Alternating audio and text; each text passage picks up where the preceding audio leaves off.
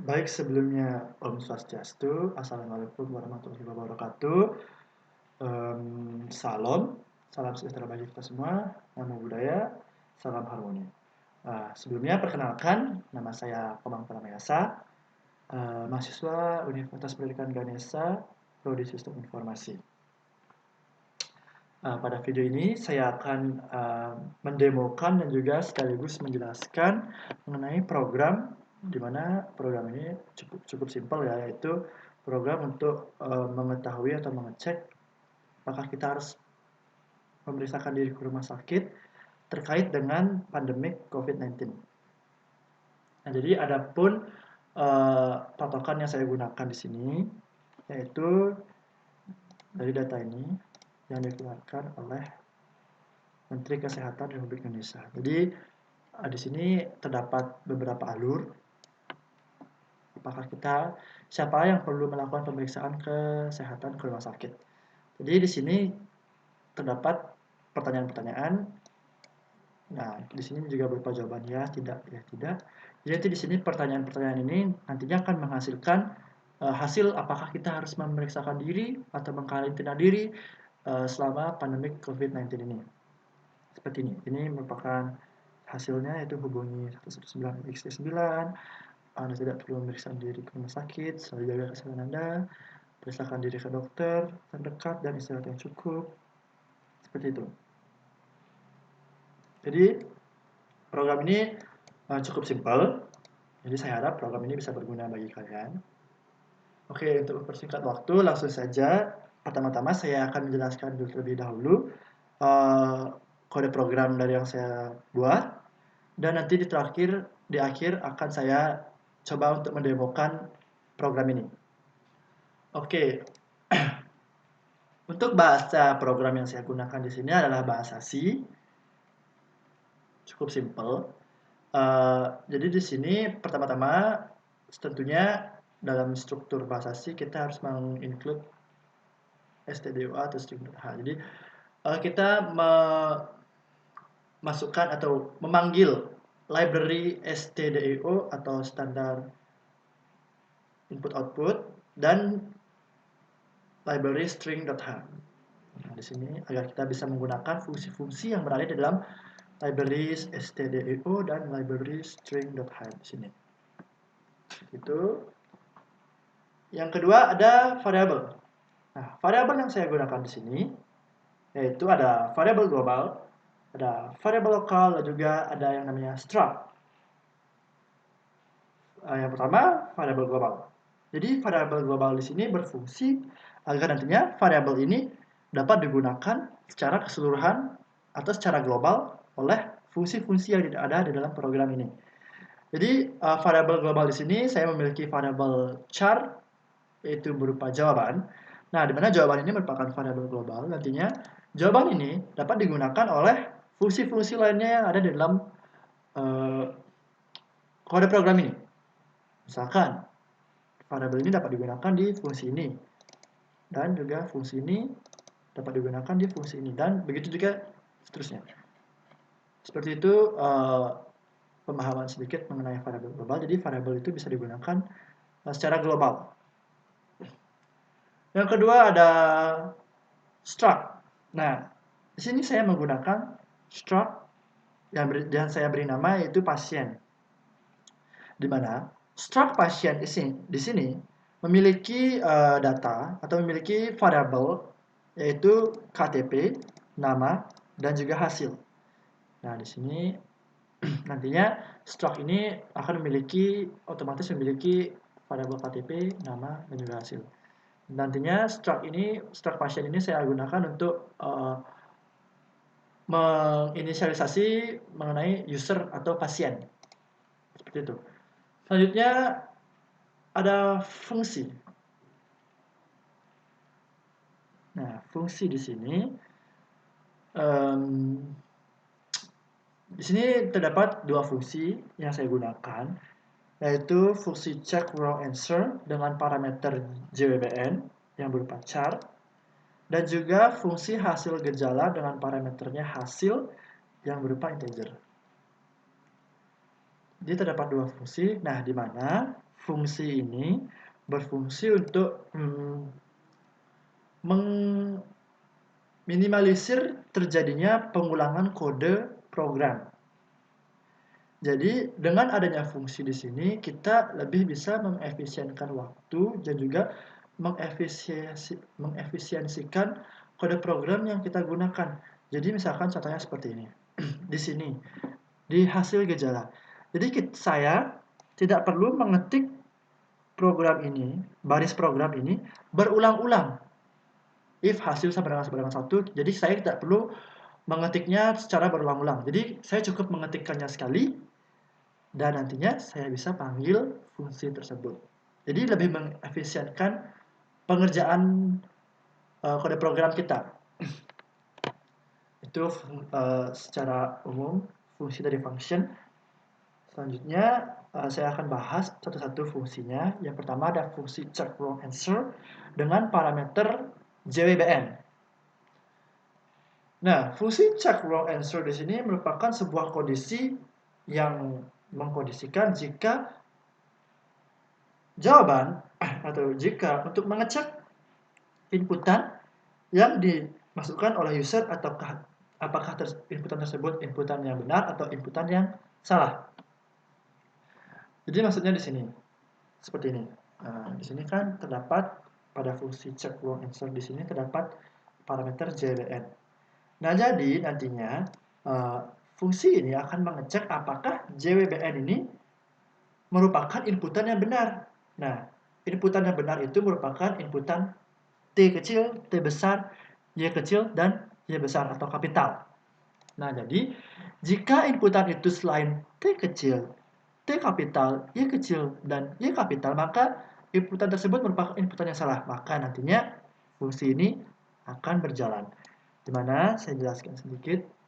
Di sini saya menggunakan kondisi if jawaban tidak sama dengan T kecil, N jawaban tidak sama dengan T kapital, N jawaban tidak sama dengan Y kecil, N jawaban tidak sama dengan Y kapital. Maka jika jawaban tidak sama dengan T kecil, T kapital, Y kecil, Y kapital, maka dia akan menjalankan program atau akan melooping menggunakan loop do while. Nah, di sini perlungan do while jika inputan jawaban salah selain Y kecil, Y kapital, T kapital, Y kecil, T kecil. Jadi di sini saya akan memberikan output kepada user atau pasien bahwa inputan salah dan juga akan memberikan user untuk memasukkan inputan yang benar. Di sini saya akan memberikan masukan kepada user mengenai inputannya.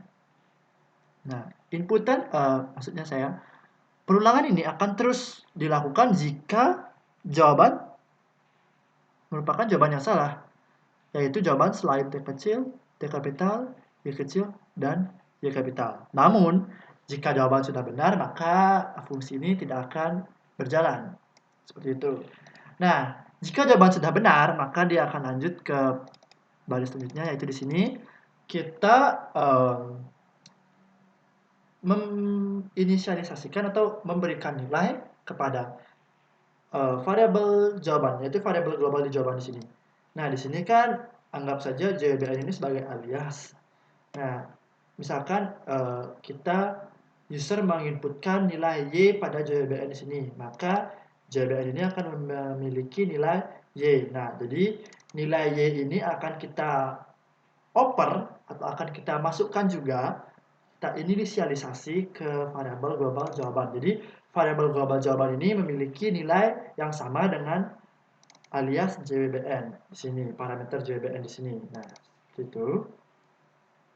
Dan terakhir kita akan mereturn jawaban, yaitu mereturn variabel jawaban ini untuk memberikan umpan balik kepada program, yaitu berupa jawaban ini, yaitu atau nilai dari variabel jawaban ini yang tadinya sudah diinputkan oleh pasien.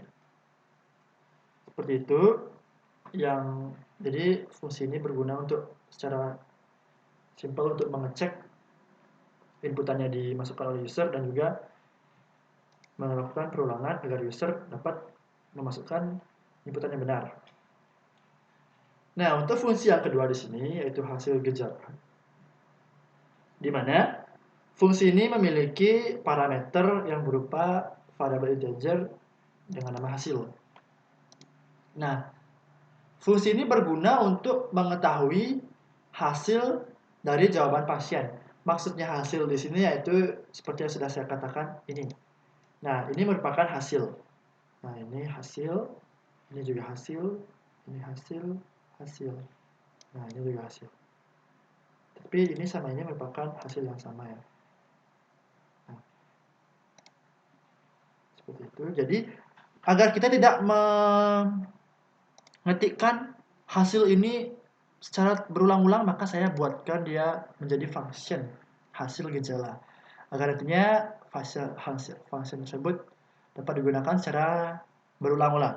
Jadi misalkan hasilnya sama dengan 1, maka dia akan mengeluarkan input seperti ini. Jika hasilnya 2, maka dia akan mengeluarkan output ini, yaitu periksakan diri ke dokter. Jika hasilnya 3 akan mengeluarkan output ini, dan jika hasilnya 4 akan mengeluarkan output ini. Seperti itu. Nah, di sini saya menggunakan kondisi if else untuk mengetahui hasilnya. Nah, jadi hasil ini berupa variabel integer ya, teman-teman. Bisa kalian lihat di sini. Selanjutnya kepada fungsi main atau fungsi utama di sini. Nah, tadi kan sudah ada variabel global dan juga struct. Nah, di sini ada variabel lokal. Nah, di mana variabel lokal ini adalah variabel yang dimiliki oleh suatu fungsi, di mana variabel lokal ini tidak dapat digunakan oleh fungsi lainnya, atau dengan kata lain variabel lokal ini hanya dapat digunakan oleh fungsi itu sendiri saja. Nah, di mana variabel lokal di sini saya memiliki 5 variabel, yaitu variabel PSN, I, N, menu, dan max. Di mana variabel PSN di sini merupakan array of struct dari struct pasien. Jadi PSN ini otomatis nantinya akan memiliki data yang dimiliki oleh struct pasien, yaitu berupa KTP, nama, dan juga hasil. Di mana PSN di sini merupakan sebuah array.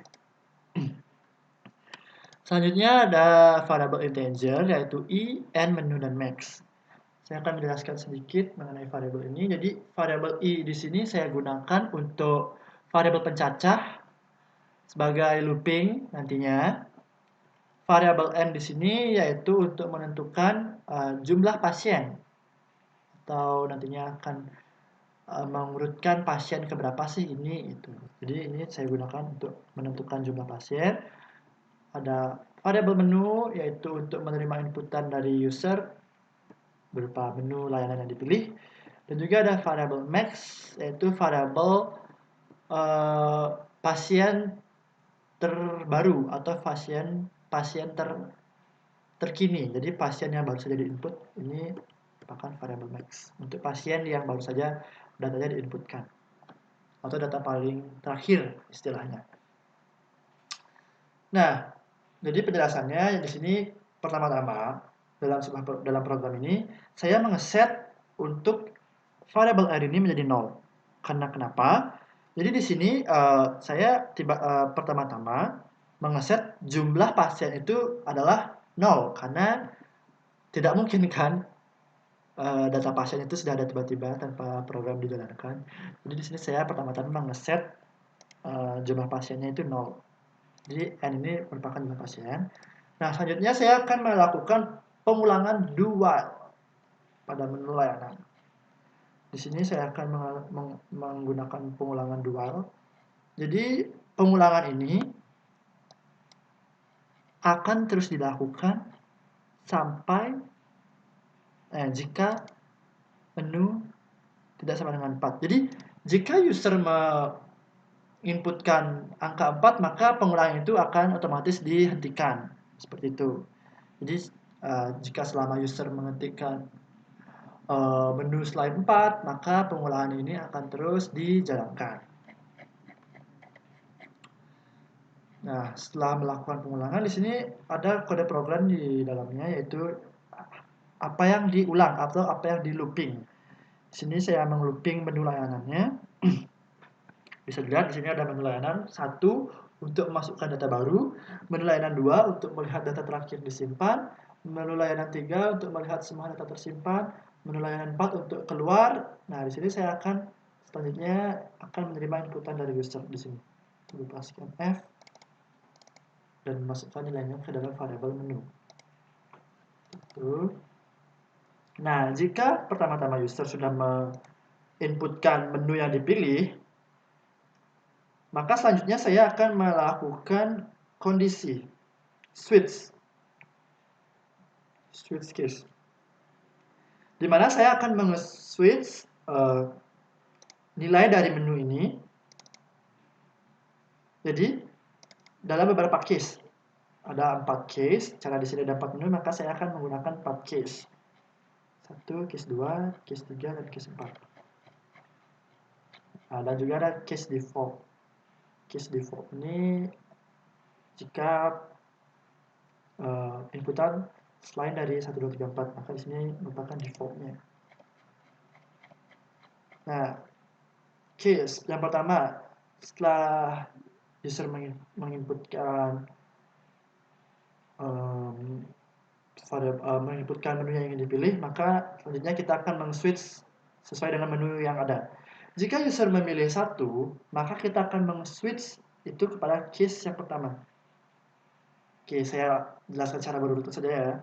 Nah, di case pertama ini yaitu untuk memasukkan data baru, di mana pada menu ini pertama-tama saya meminta user untuk memasukkan data diri pasien terlebih dahulu, yaitu berupa nomor KTP dan juga nama. Nah, di sini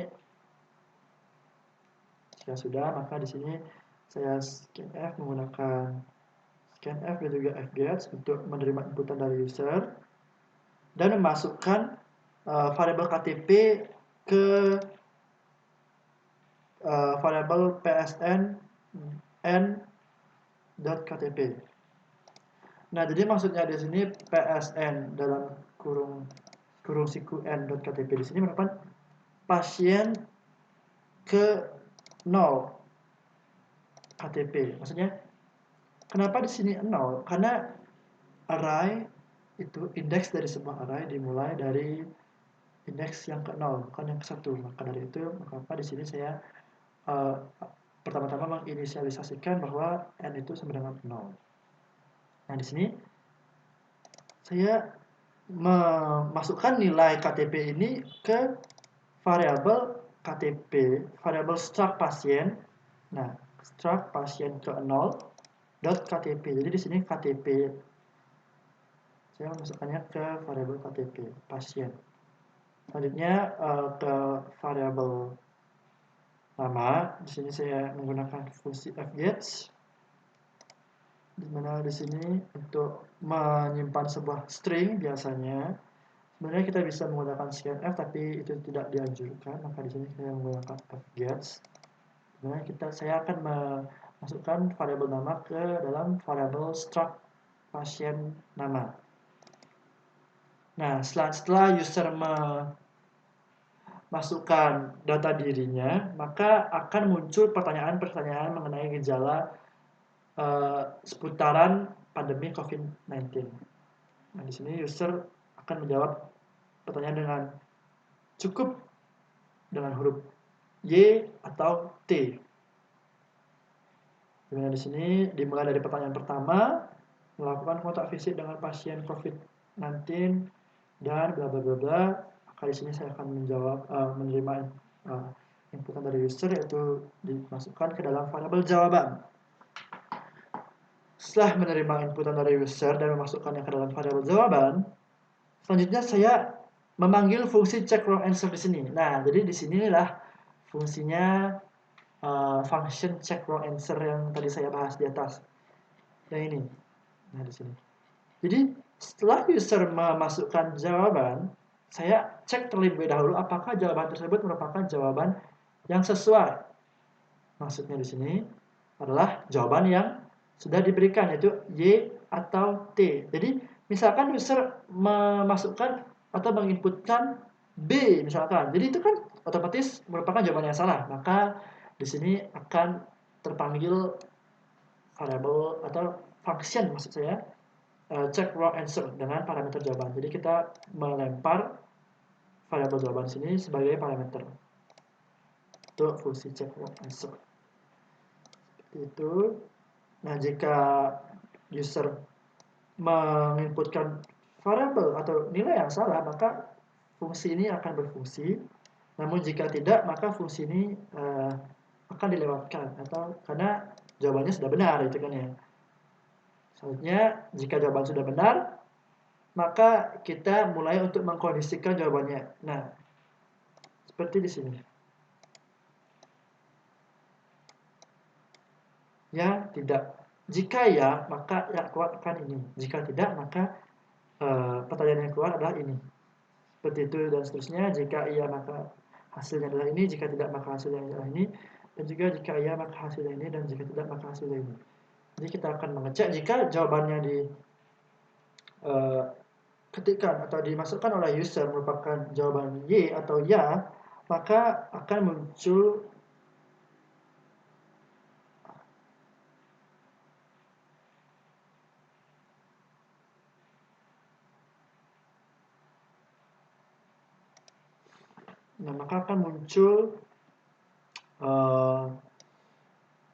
pertanyaan kedua, yaitu berupa ini.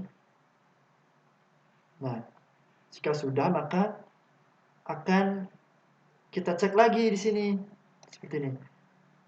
Jika pertama-tama user menjawab ya, maka akan keluar pertanyaan kedua. Nah, jika pertanyaan kedua setelah dijawab, maka akan keluar hasilnya. Jadi di sini kita cek lagi. If jawaban sama dengan Y, maka hasilnya adalah 1. If jawaban sama dengan T, maka akan dikondisikan lagi. Nah, jika seperti yang bisa dilihat di sini, ya di sini kan sudah berhenti sampai di sini, maka ini adalah hasil yang pertama. Jadi, jika user menginputkan hasil Y, maka kita memanggil function hasil gejala, di mana function hasil gejala di sini seperti ini, hasil gejala.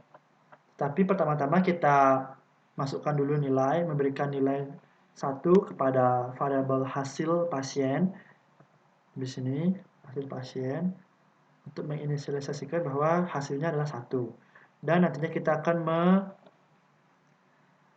memanggil fungsi hasil gejala dengan parameter pasien kurung cqn.hasil yang berupa 1 di sini. Ini nanti hasil gejala di sini akan mengeluarkan output berupa hasil 1 ini. Seperti itu. Selanjutnya lanjut ke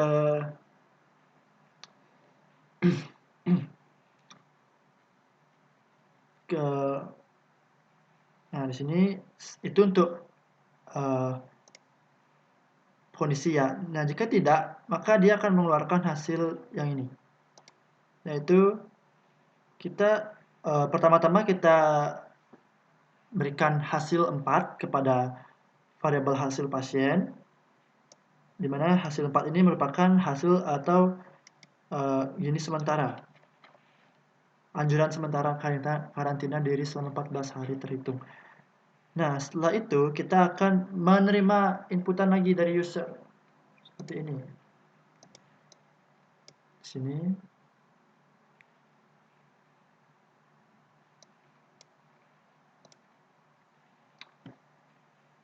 Jadi di sini hasil ini saya isikan dengan sebuah integer, yaitu berupa 1, 2, 3, dan 4, agar nantinya dapat kita menggunakan function hasil gejala.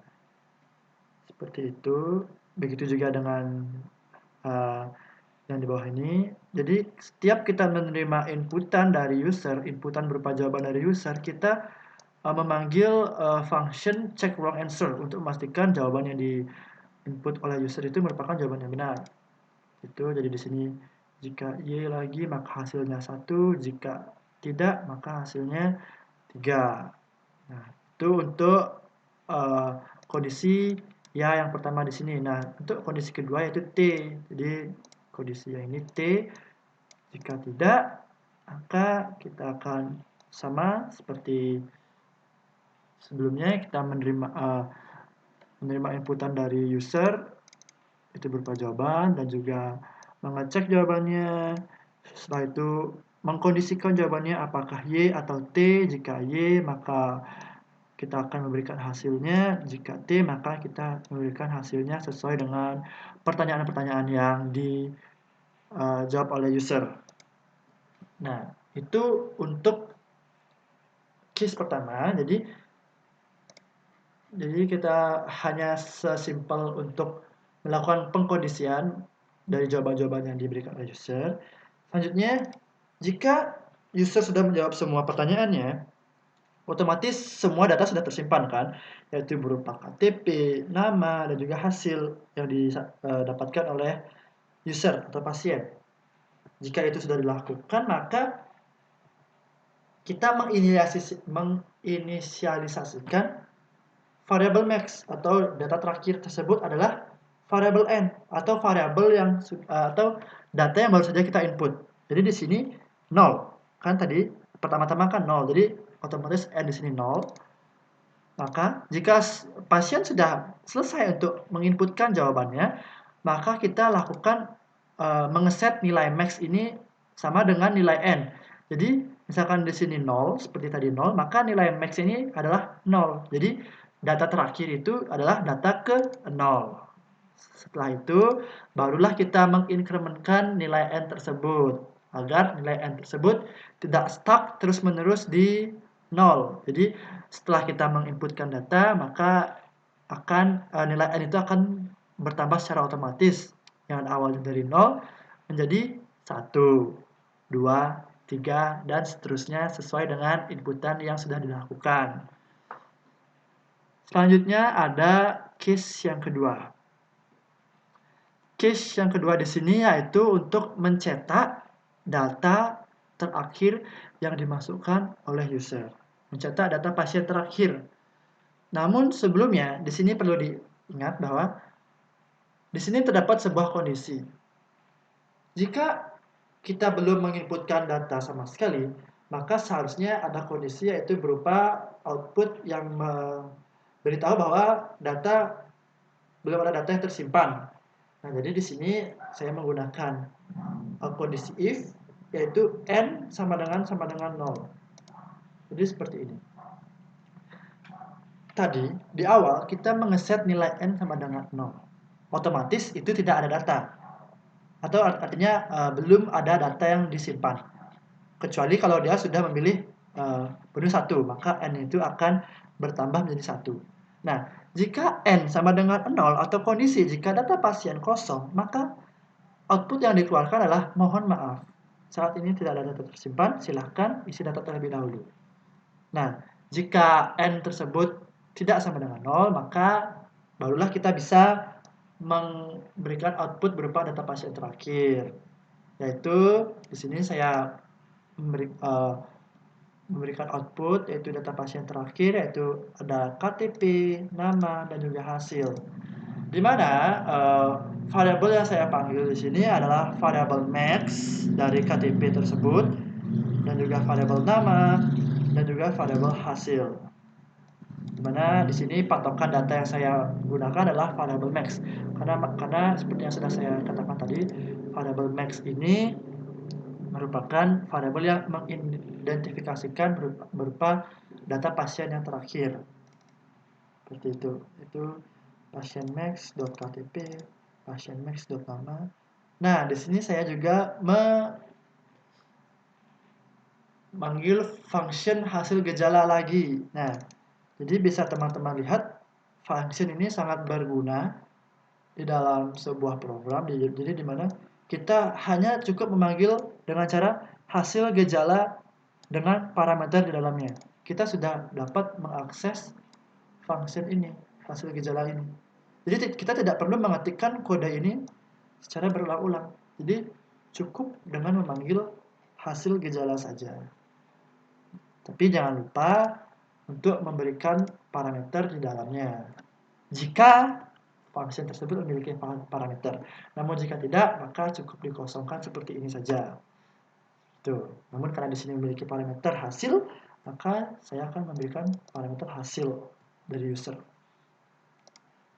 Nah, di sini akan menampilkan data terakhir dari user. Itu untuk case 2. Selanjutnya ada case yang ketiga. Case yang ketiga di sini yaitu untuk menampilkan seluruh data yang sudah diinputkan oleh user. Jadi bukan hanya data terakhir, tetapi juga data pertama, kedua, ketiga, dan seterusnya. Sesuai dengan banyaknya data yang sudah diinputkan oleh user. Jadi di sini juga sama seperti case yang kedua, saya juga memberikan kondisi jika datanya kosong, maka tidak akan menampilkan data pasien. Namun jika data pasien minimal 1, maka akan ditampilkan data pasien keseluruhannya. Jadi di sini untuk menampilkan data keseluruhannya di sini saya menggunakan perulangan for. Di mana seperti yang sudah saya katakan tadi, di sini saya menggunakan variabel i untuk variabel pencacah. Jadi awal pertama-tama saya inisialisasikan bahwa i itu sama dengan 0. Dan di sini kondisinya jika i kurang dari sama dengan max. Jadi jika i kurang dari variabel terbanyak, maka kita akan melakukan input ini. Kita akan maksudnya melakukan output, mengeluarkan output ini. Jadi misalkan variabel max ini merupakan bernilai 3, maka kita akan secara otomatis melooping sebanyak 3 kali.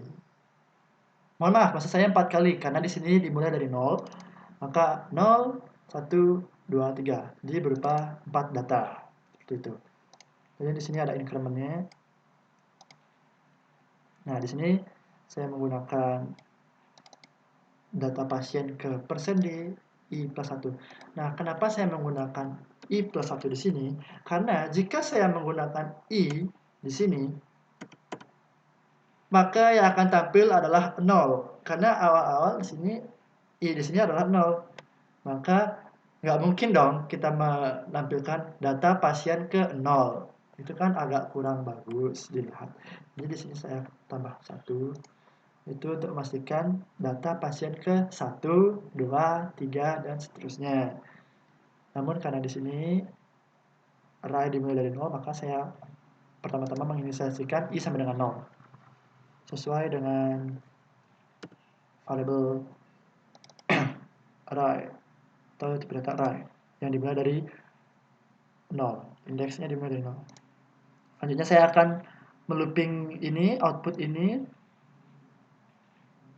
sebanyak nilai max. Jadi misalkan ada seperti yang sudah saya katakan, misalkan ada 3, maka akan di looping sebanyak nilai max, itu juga, dan seterusnya.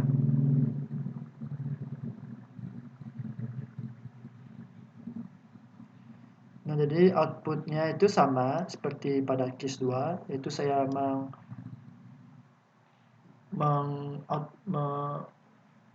menampilkan data KTP, nama, dan juga hasil. Di mana, namun di sini perbedaannya adalah pada indeksnya, indeks array-nya. Di mana indeks array-nya di sini max, karena di sini kita menampilkan data terakhir, ataupun di sini indeksnya yang digunakan adalah i. Karena kita akan menampilkan semua data yang ada. Jadi i. Sini kita memakai i. Jadi misalkan i sama dengan 0, maka kita akan menampilkan data pasien ke 0, ke 1, ke 2, ke 3, dan seterusnya sampai memenuhi nilai max. Seperti itu. Itu untuk case ketiga. Dan terakhir case keempat di sini yaitu case menu untuk keluar. Jadi saya akan mengeluarkan output, terima kasih, jaga selalu kesehatan Anda dan jangan lupa lakukan social distancing. Dan juga otomatis jika user menginputkan angka 4, maka otomatis pengulangan dualnya itu akan berhenti sampai di sini. Seperti ini. Yang sudah saya katakan di awal. Nah, default di sini berfungsi untuk sebagai jika cache atau jika menu yang dimasukkan itu adalah selain 1, 2, 3, dan 4. Jadi di sini jika misalkan user memasukkan angka 5, maka case default inilah yang akan berfungsi atau yang akan berjalan, yaitu dengan mengeluarkan output maaf inputan tidak sesuai. Itu, dan pada akhir-akhir program seperti biasa, karena di sini saya menggunakan fungsi in, jadi saya harus return nilai 0 untuk memberikan nilai balik 0. Seperti itu. Itu untuk penjelasan kode programnya. Selanjutnya saya akan mendemokan program saya. Nah, seperti yang teman-teman lihat di sini. Pertama-tama akan menampilkan menu. Kita coba ya. Nah, jadi kan di sini kita belum masukkan data sama sekali. Jadi kita coba untuk menu yang kedua dan yang ketiga. Apakah dia akan berfungsi kondisinya? Kita coba menu kedua. Nah, berfungsi ya teman-teman. Jadi di sini kondisinya atau validasinya di sini ada, mohon maaf saat ini tidak ada data tersimpan, silahkan isi data terlebih dahulu. Selanjutnya kita coba untuk menu ketiga. Nah, sama juga. Di sini sudah ada kondisi atau validasi jika datanya kosong. Seperti itu. Selanjutnya kita coba untuk isi data terlebih dahulu ya teman-teman. Yaitu dengan menginputkan menu pertama. Nah, di sini kita inputkan terlebih dahulu nomor KTP 1919 19 10 14. Misalkan anggap saja ini nomor KTP. Masukkan nama yaitu Ade Ronaldo. Jika sudah masukkan data diri, maka akan muncul pertanyaan-pertanyaan terkait dengan pandemi COVID-19. Nah, jadi kita coba dulu ya teman-teman untuk cek wrong answer-nya, function-nya apakah berfungsi atau tidak. Jadi kita coba untuk menginputkan nilai P misalkan. Jadi ini kan sudah pasti salah ya. Kita coba. Nah, jadi di sini inputan salah. Jadi dapat dikatakan bahwa function check wrong answer di sini berfungsi dan di sini akan menerima inputan lagi dari user untuk memasukkan nilai yang benar. Kita coba lagi untuk masukkan nilai yang salah, misalkan kita coba L. Nah, seperti itu akan terus berulang sampai akhirnya user menginputkan inputan yang benar, yaitu berupa Y kecil, T kecil, atau Y kapital dan T kapital. Kita coba untuk Y kapital dulu, teman-teman. Set. Hasilnya kita akan menuju ke pertanyaan kedua.